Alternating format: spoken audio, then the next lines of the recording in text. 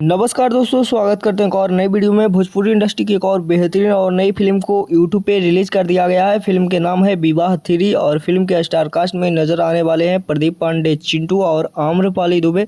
तो विवाह 3 इस फिल्म को फुल अपडेट देने वाला हूं, तो वीडियो में पूरा बने रहेगा। तो दोस्तों, इस फिल्म के राइटर होने वाले हैं और डायरेक्टर हैं रजनीश मिश्रा जी। इस फिल्म में म्यूजिक भी दिए हैं रजनीश मिश्रा जी ने और फिल्म को रिलीज कर दिया गया है इंटरटेन रंगीला के यूट्यूब चैनल पे। तो जो भी लोग अभी तक इस फिल्म को नहीं देखे हैं, एक बार जरूर यूट्यूब पे देखिएगा। बहुत ही शानदार फिल्म बनाया गया है। तो और इस फिल्म में बहुत ही ज़बरदस्त कहानी दिखाया गया है और फुल पारिवारिक फिल्म है। तो पूरी फैमिली के साथ इस फिल्म को बैठ के देख सकते हैं। कोई भी वल्गर और अश्लील चीज़ का उपयोग नहीं किया गया है। तो दोस्तों, आप सभी को विवाह 3 फिल्म का अपडेट कैसा लगा, नीचे कमेंट बॉक्स में कमेंट करके बताइएगा।